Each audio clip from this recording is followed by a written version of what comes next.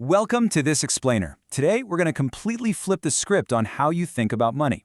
You see, true wealth, it actually isn't about securing the highest salary possible, and it definitely isn't about miraculously guessing the right movements in the stock market. It's fundamentally about mastering human behavior. And this is something traditional education almost never touches on, right?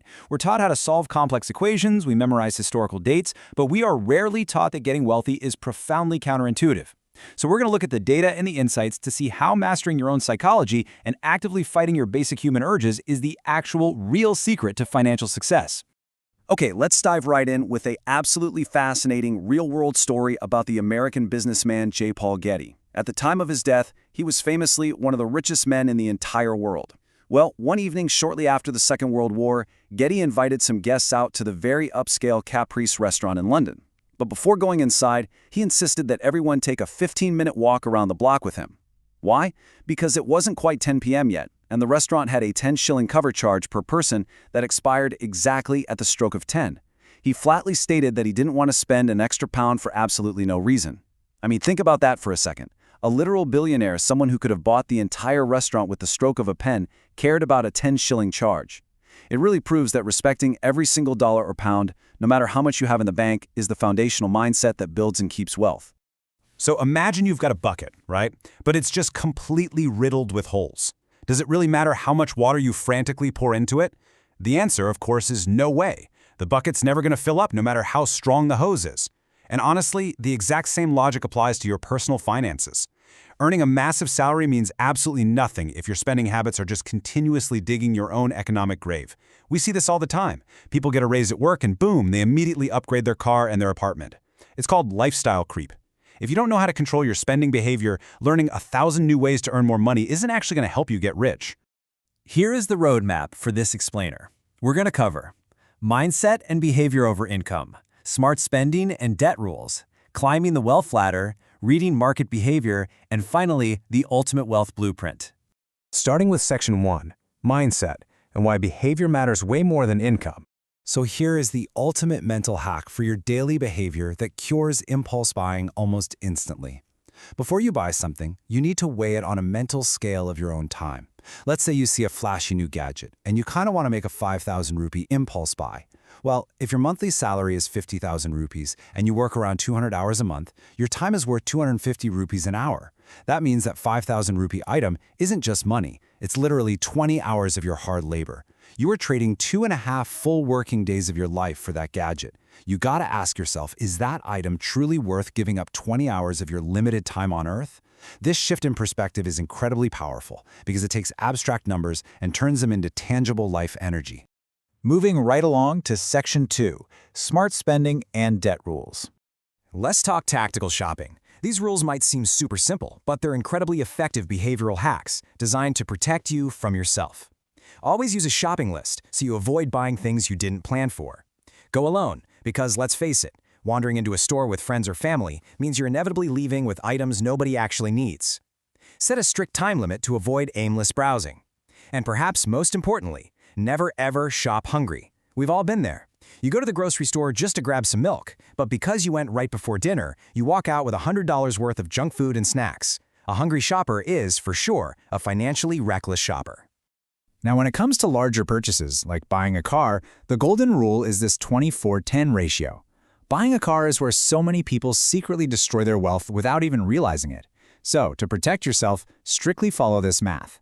First, put down a 20% minimum down payment so you aren't underwater the second you drive off the lot. Second, finance it for a maximum of a 4-year loan so long-term interest doesn't completely drain you. And third, your monthly EMI should never, ever exceed 10% of your total monthly income. Sticking to this strict formula is absolutely crucial to stop you from buying a vehicle that quietly makes you poor every single month. We also need to make a massive distinction here regarding debt, because not all debt is bad. Good debt actually pays you back. For example, borrowing 10 lakhs to build a rental property that generates $15,000 a month in rent. That covers your interest payments and actually puts profit directly into your pocket. You're leveraging money to make more money. Bad debt, on the other hand, is basically trading your future freedom for a temporary thrill. Taking out a personal loan for a lavish vacation to Singapore or buying a luxury car just to show off to neighbors you don't even like? That means you'll be paying for a memory long after the excitement has faded. Now, I really want you to focus on this, because the data behind compound interest is absolutely staggering when you apply it to daily behaviors. If you have a minor habit, let's say smoking, that costs roughly 100 rupees a day, that equates to roughly 40,000 rupees a year. Now, if you manage to replace that single bad behavioral habit with a good one, like investing that exact same amount annually at just the standard 10% compounding growth rate, over 40 years, that simple daily habit transforms into over 2 crores. The psychological weight of this is massive. Dropping just one minor bad habit and letting time do the heavy lifting can quite literally make you a multimillionaire. All right, on to Section 3, climbing the wealth ladder. Before we climb that ladder, we gotta clarify what wealth actually is, because people constantly confuse a high salary with a high net worth. Your net worth is your total assets, like a paid-off house, a brokerage account, business equity, minus your liabilities, which is everything you owe to the banks. Think of a high-earning doctor making massive money every year, but who also has millions in medical school debt, 2 huge mortgages, and leased sports cars. Their net worth might actually be zero.